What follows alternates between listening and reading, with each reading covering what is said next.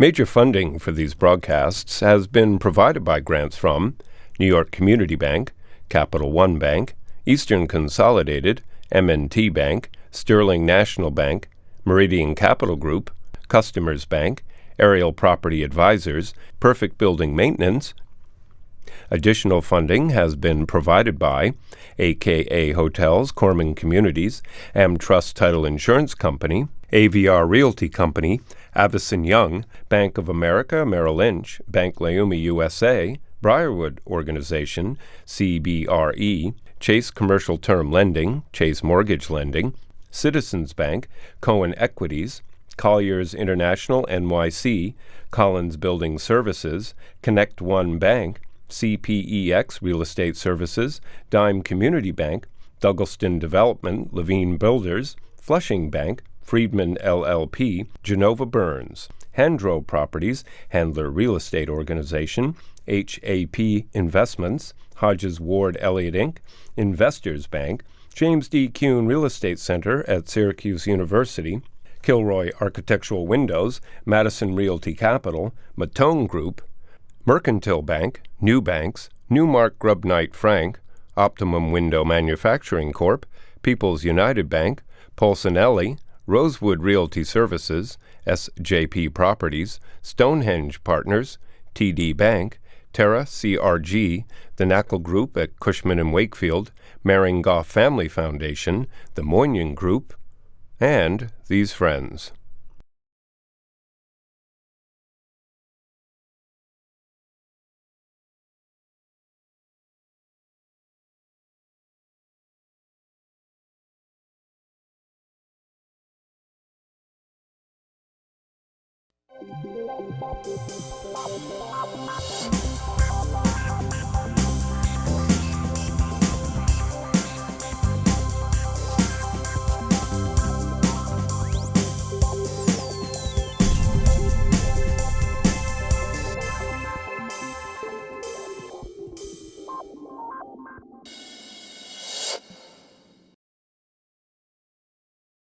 What's really happening today in the New York City real estate market? So today I've assembled this group of 3 individuals who are going to provide their insight on where they see 2017 in light of all these current environments. My guests include the legendary Bruce Mosler, chairman of global brokerage of Cushman and Wakefield, Gino Martocci, who's the head of the commercial bank at M&T Bank, and last but definitely not least, Peter Hauspurg, who's the CEO of Eastern Consolidated. So, normally I would ask him since he's sitting next to me, but he doesn't have his notes with him. And he's far more entertaining than I am. Okay. As a banker, how do you see 2017 in light of the environment and what's happening over there? Look, we interview our clients on a regular basis. We research our clients on a regular basis. They're all optimistic. They're more optimistic than they've been in probably the last 4 or 5 years or longer probably. And activity's up, but everybody's cautious. Everybody's in a wait and see mode. I think people now, I think the expectation or the hope for delivery on certain policy changes has to be realized in order for the optimism to continue. And we'll see what happens. In the green room, Bruce was saying how great the leasing market has started in the new year. What's happening? Well, I think Gino hit the nail on the head. There's sort of this huge optimism that we've entered the new year with. Maybe it's hope based on deregulation, hope based on some tax reform, hope based on job creation. But at the end of the day, it's translating into activity, particularly in the leasing market. We're at 5.9 million feet through the first 2 months versus 4.3 the prior year. That's not a little bit of a bump, that's a substantial bump. To sustain, I come back to what Gino said, we're going to have to see some execution in the marketplace by the administration, specifically on tax reform and deregulation. On the capital market side, Mr. Hauspurg is the expert. I think here in the first few months we're seeing a little bit of a wait and see in terms of the core plus market, core and core plus market in Manhattan. But didn't we see that last year at the end of the year also, Peter? Yeah, it's a tale of 2 markets. There's land and there's income producing. And land now, because No 421A. If you have a piece of land, you don't want to be the guy to build and have 30% of your taxes go off the top, and the next year it gets a 35-year abatement gets enacted. And on the condo land, you have to wait for this huge glut to be absorbed. So prices our deals are off 30-40% on land. But you were saying also that people are now selling interests. There's a larger number of people selling portions of properties. Well, if you look at the big office building sales, a lot of them have been 49% sales because right. people want to take up some money off the table and Take some it's chips good mark down. and stay in with a great property. Gino? No, I think that's right. I think that land in, I guess, 14, 15, land was predicated on $3,000, $3,500 a square foot condominium, and that you just can't rely on that today. So those volumes are down, but they're not. There hasn't been a lot of transactions, so it's hard to tell exactly where the pricing has landed, and we'll see. Recently, there was an article in both Forbes, Fortune, about the number of brick and mortar stores that are closing. I mean, we're all aware of, the Macy's, the JCPenney, the Sears, but, Payless is one step from bankruptcy. They're supposed to close stores, and there are numerous, you can go down the list. And then on the other side, you talk about a Neiman Marcus who's planning to open up their first location in New York, and they're talking that they're in major financial difficulties. How do you see the retail world and its effect on the local market? Well, if you talk to any of the retail leasing guys, things are off all over town, 10, 20%, but especially on the high street retail. These loss leader stores are not holding up anymore in terms of corporate policy. But we also said something a little bit earlier that I think it bears repetition. We did say that we have to keep perspective in retail because we're coming off historic highs. Yeah. And so while we're going to see some fall off right now, that's natural. And arguably the folks that were willing to brand themselves at the top of the marketplace are now being more cautious because loss leaders don't work as well, and most people who are going to be here in high street retail are branded. But still, when you look at this marketplace against other marketplaces for retail around the world, there's still a very healthy, viable marketplace. Not only talking marketplace. about a high street retail. If you look at what Target is doing today, Target is announcing the signing of leases, not 120,000 square feet, between 25,000 and 45,000. Yes. They just announced the store in Herald Square. They announced a number of stores in Brooklyn in different markets that they're opening up the smaller targets. They're changing strategy, though, Michael. I think it's important, again, we don't have to talk about high street retail, but let's talk about, as you said now, big box retailers. What we've seen in the last 5, 6, 7 years is an urbanization of America. The gateway cities, the trend to move back from suburbia to the urban environment, and retail is following that now. The reason they want to be in the urban environment in smaller, perhaps, boxes is simply because they want to service the millennials. The millennials are the largest part of this population, and they're following that trend. But the millennials, that's why Instacart and a number of the delivery services are doing so well. Look, there's a reason Bezos is the second wealthiest guy in the world right now. People do want online, but people also want in-person experiences. And Target, or high street retail in particular, people want to go in and touch it and feel it and have a shopping experience. Look, if you're sitting in your Manhattan keyword being experience. Experience. If you're sitting in your Manhattan apartment on a Saturday afternoon, you're living in Manhattan because you want to go out into the world and enjoy it, or Brooklyn, right, or Queens. and take Warby Parker, okay, and you take Barnabas. Some of these places, it was, just the internet. Now the retail location and the sales per square foot in a Warby Parker are getting close to what Apple Store's sales are doing. Or a Barnabas that has a small store in Soho, but a 15,000 foot distribution facility in Queens. It's omni-channel. It's got to be you've got to be able to touch the way that people want to shop in all of its formats. Okay, you're a banker. Peter has a dual life, okay, because he's also on the mortgage committee of New York City M&T. When people are coming to you today as a banker in conservatism, and there's opportunities because a number of banks are out of business or they have a different case, how are you looking at deals? Are you looking at them in a different way today? Well, I think underwriting's gotten a little bit more conservative, but we're fortunate in the clients that we have, right?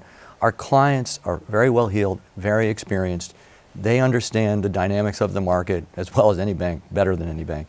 And so what we're doing is structuring deals that work in a rising rate environment, work with sensitized rents, and they're in it for the long haul. So we're comfortable continuing to support at the right basis with the right strategy the clients that we've cultivated over some decades. How do you look at the condominium market today?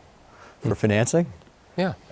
Well, we've done fewer deals in the condominium market over the last 2 years, actually. Both 16 and 17, we've only done one deal so far, I think. Look, if it's $3 million and below, if it's $2,000 a foot and below, there's a market. Sure. That's right. If above that, you've got to be very cautious, and there's got to be a lot of equity, and it's got to be the right people. Very location specific. Yeah, very location specific. With regard to location specific, let's talk about certain locations in the city.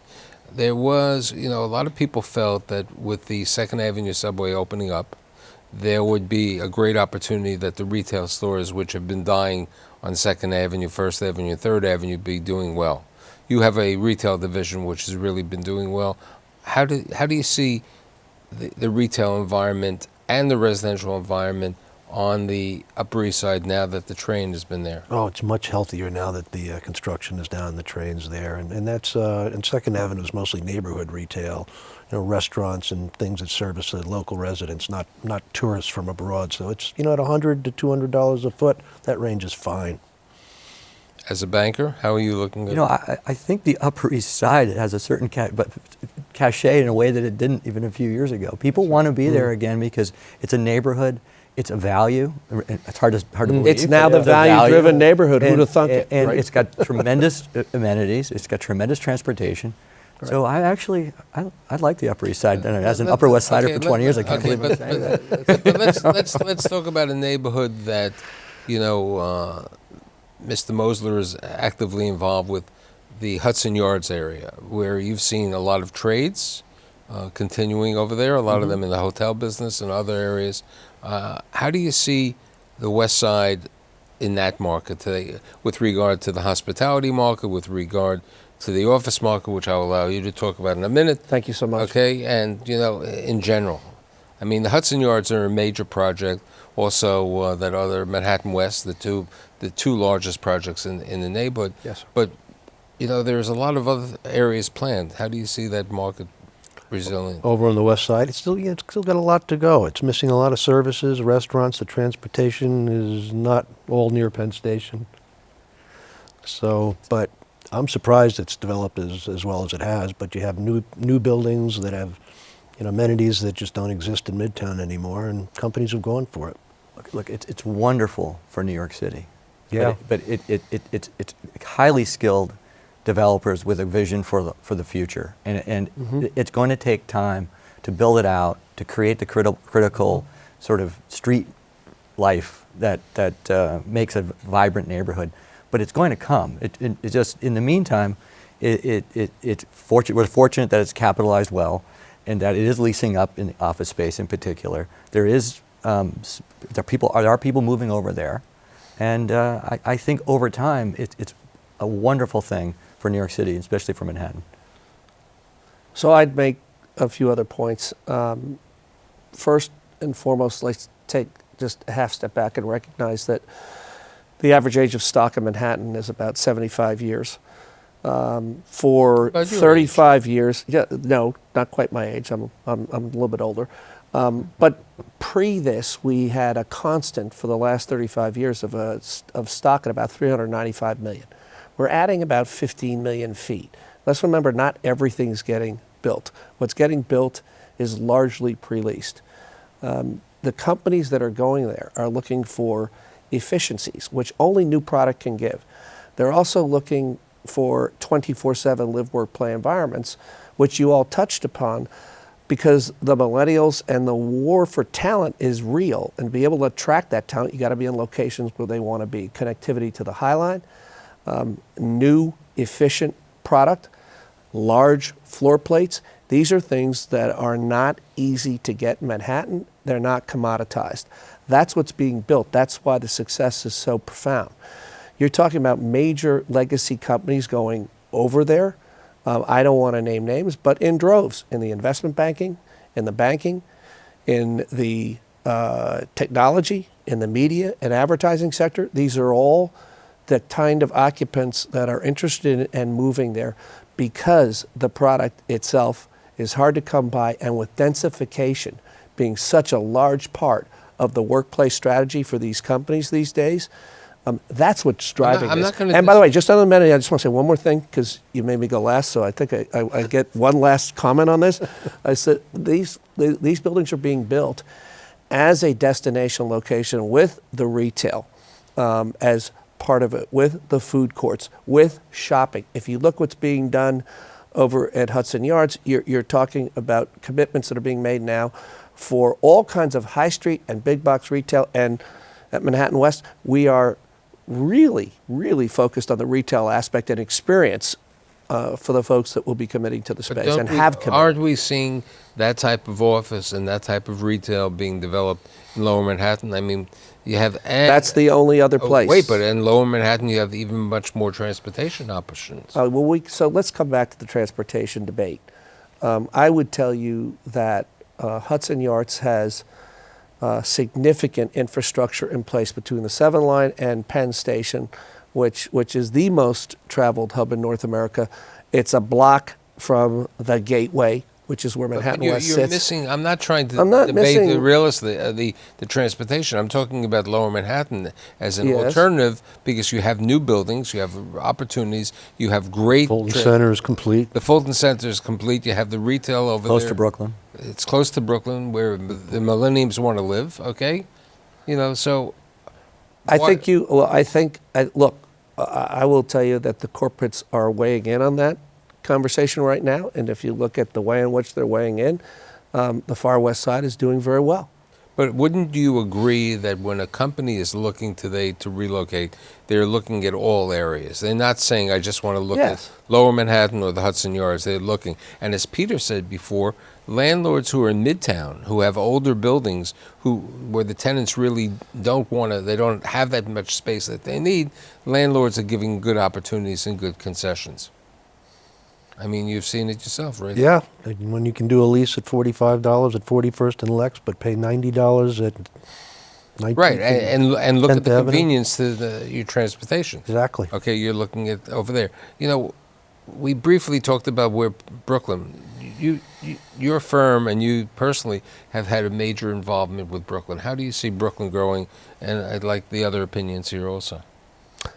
Look, again, I'll take a half step back. You can take a quarter of a step back. Thank you very much. I'll take a quarter step. So if we look back historically, the way that Manhattan moved was that if Midtown was strong and robust and rents were growing and, frankly, demand was high, then Midtown South and downtown followed suit. That equation has changed. You just said it, and I agree 100%. Geographics are not the driving force behind where people go. It's product type, it's neighborhood, it's the amenities. That's the driving location. Brooklyn has, I think, now developed some of the most interesting product type. It's independently an attractive place for businesses to be. I think small and incubator type of businesses really love it because there's room to grow and expand in those neighborhoods. The TAMI sector in that regard likes it. Manhattan-style rents? Manhattan-style rents now, you want to be there. You have not because of the rent differential now, because you want to be there. Because you want to be there. One of the other areas which is really growing in the city is the promulgation, and you're involved with this, of healthcare. Okay, how are you as a bank looking at this massive amount of healthcare, both the hospitals and the alternative forms of healthcare? Well, look, demographics and percentage of GDP, as a bank, you have to be in the healthcare business. You're going to be in it one way or the other. However, it's changing so dramatically in how you're paid, who pays you, what you get reimbursed for. In addition to the technology changing, and the medicine itself is so rapidly changing, and the treatments are rapidly changing, that it's really difficult to stay on top of the healthcare industry, to be totally honest. That said, we see it as an opportunity for the bank. We've got a healthcare business. We tend to stay away from urban hospitals in particular, although we have a number of them, because it's challenging. I'm also directing to you and to Peter the increased changes, with the outpatient clinics, the emergency center, the urgent care center, as becoming a potential. I think that's a continue. then- They're going to continue with that. We got a real surprise last year at the northwest corner of 56 and Lex, where you could put up a 110,000 foot 25-story tower, and we assumed this was going to be a condo developer at a $900 a foot, and lo and behold, who came in as the buyer but was Hines in partnership with the Welltower REIT to do the first high-end assisted living facility in Manhattan, recognizing that there's an aging population in great apartments on 5th and Park with their kids in Manhattan, but nowhere to go when they need assisted living. So I think these guys were, really foretelling the future. Bruce, you've been deeply involved in healthcare over the last couple of years. With many of these institutions taking additional space, like NYU going into that building on 41st Street. 222 East 41st, Right. yes. So do you see it growing? Oh, I think it's outside of the TAMI sector, perhaps the fastest growing segment of the office-using population, for lack of a better way to articulate it, for the very reasons that Peter said. I think that the now idea of a urgent care center, ambulatory care center, where it's walk in, walk out, is where the growth is for that industry, and they're pursuing that. Question on, we talk about, we're becoming too New York City centric. The people in the Garden State and the Westchester market are looking to do business also. Yep. New Jersey had the Grow Green incentives and other programs, and we've lost some business. Do you see New Jersey doing better these days and taking business from New York City? I think that New Jersey has always had its place, if you will, for lack of a better way to articulate it, particularly along the Gold Coast, as an alternative to New York. The as-of-right incentives are profound. The product that's being built over there is new and efficient, and for the institutions that want to split their population base, that continues to do very, very well, and I think will on an economic basis for the foreseeable future. And that Opposed to Westchester, which has been stagnant. Which has been stagnant, and I don't see that No. changing No. anytime soon. We can get into a whole conversation about secondary and tertiary markets, but I think it's We're seeing a a challenge. huge demand for warehouse and industrial space in Right. New Jersey. Yeah. It's just amazing. You've become a major force in the state of New Jersey. The bank has become really very powerful and really is taking a need. So who are your customer base? Where do you see it? Smaller companies, larger companies? Our customer base is sort of like it is in the rest of our footprint. So it's a traditional, it mirrors the rest of the footprint. It's our traditional family-owned generational real estate business, middle market companies that are typically family-owned, though not always. And we bank the people that are in the communities we serve. And the commercials have been great. Thanks. Now, with regard to industrial, let's talk about the other phenomena which has come around. The number of people who have taken industrial buildings and have converted them to office. I mean, each and every month we see another building acquired, another person buying, somebody thinking they're going to have additional value added. You seeing that in the investment sales market? Yeah, we did a building that was vacated for residential. It was 100,000 feet and just missed the condo boom, but the office market, rode down there, and it was sold for almost $1,000 a foot, and they're going to have to get close to $100 a foot in rent, and they'll probably do it. So, meat market as well. Yeah, I mean, we're actually seeing some extraordinary rent achievement in the meat market. It's Unbelievable. become, again, you've seen the gravitation of CEOs who were living Upper East Side or Upper West Side, who now decided that they want to live downtown, and that's brought this sort of rejuvenation of the neighborhood.